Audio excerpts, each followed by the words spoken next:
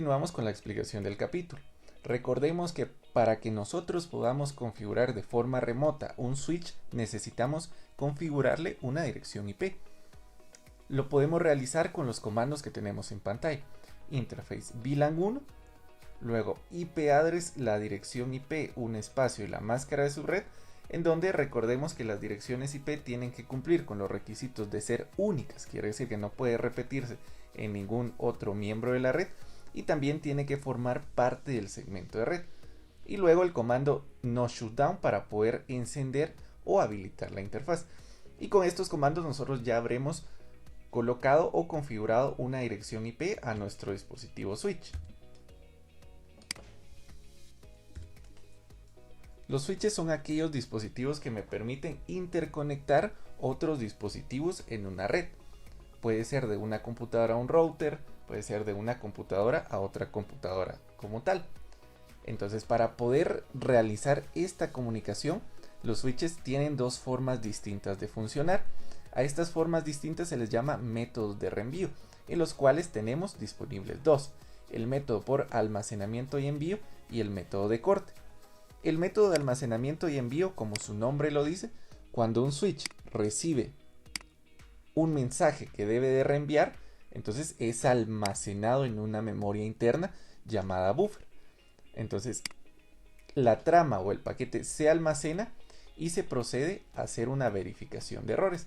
Quiere decir que se verifica si el paquete no ha sido alterado y viene de forma original. Esta comprobación de errores también es llamada CRC. Cuando efectivamente se comprueba que la trama no tiene ningún error y no ha sido alterada, pues se procede a reenviar. Quiere decir que recibe la trama, la almacena en buffer, verifica si existen errores y luego procede a enviarla. Si existe algún error, si fue alterado dicha información, pues obviamente el paquete se descarta, pero si no, se procede a reenviarla hacia su destino.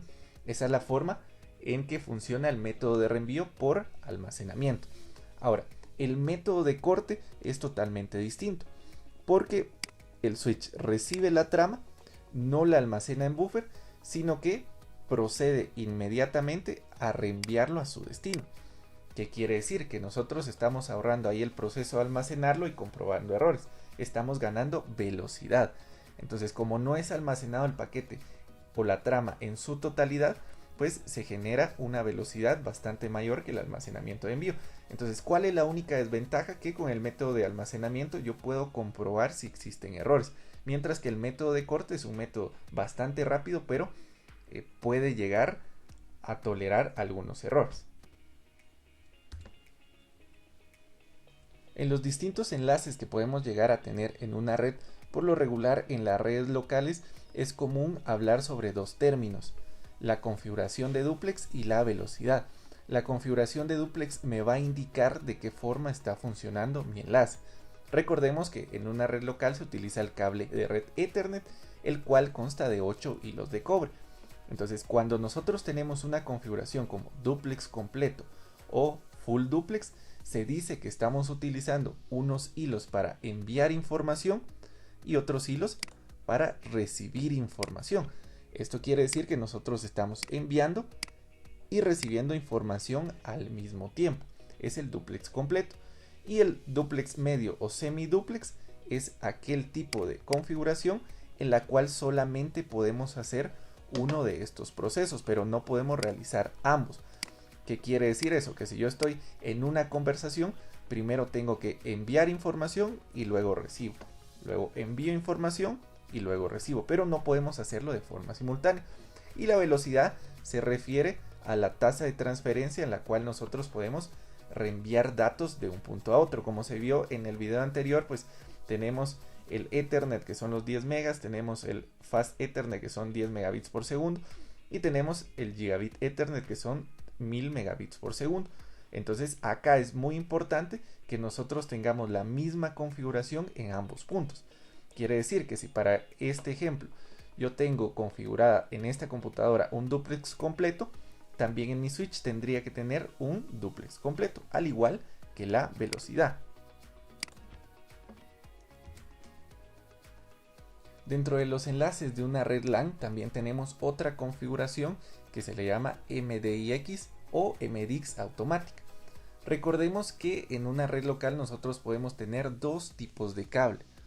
El cable directo, que nos sirve para conectar dispositivos de distinto tipo, y el cable cruzado. Si no lo tenemos tan fresco, podemos revisar algunos otros videos anteriores para tomarlo en cuenta. Ahora, muy bien, es posible que ya en la práctica yo no tenga cables cruzados. Y recordemos que los cables cruzados se utilizan para conectar dispositivos del mismo tipo. Quiere decir que esta comunicación entre switches debería de tener un cable cruzado, porque son del mismo tipo. Ahora, esta configuración, que es el MDIX automático o MDIX automática, me permite adaptar el cable que yo esté utilizando para que me funcione de forma correcta. ¿Qué quiere decir? Que no importa si yo conecté un cable directo o un cable cruzado, me va a funcionar gracias a esta característica que tienen los dispositivos Cisco. Ahora, tengo que tener cuidado, porque si yo estoy conectando un dispositivo Cisco a otro dispositivo que es más antiguo y que no soporta este tipo de protocolo, este tipo de característica, entonces sí tengo que regresar a lo tradicional. Cable directo para conectar dispositivos del mismo tipo y cable cruzado para conectar dispositivos del mismo tipo. Ahora, recordemos también que acá es muy importante que nosotros sepamos que cuando enviamos un texto, una imagen, un video, cualquier dato por internet, nuestros datos van únicamente acá. Además de esos datos se le agregan diferentes encabezados en los cuales son las direcciones IP y las direcciones MAC, tanto origen como destino, y que los switches examinan las direcciones MAC y un router examina las direcciones IP. Quiere decir que si yo no tengo completa esta información, no puedo enviar un paquete o un mensaje por medio de la red. Ahora, esto se vuelve un problema porque es posible que a veces yo no tenga la información completa. Ahora, ¿cómo lo solucionan nuestros dispositivos? A través de un protocolo que se llama ARP.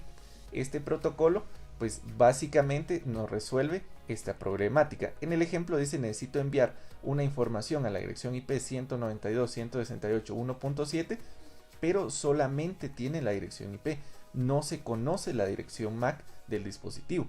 Entonces este protocolo funciona de tal forma que nosotros podemos recuperar o podemos consultar cuál es la dirección MAC de esta dirección IP para poder proceder a armar el paquete.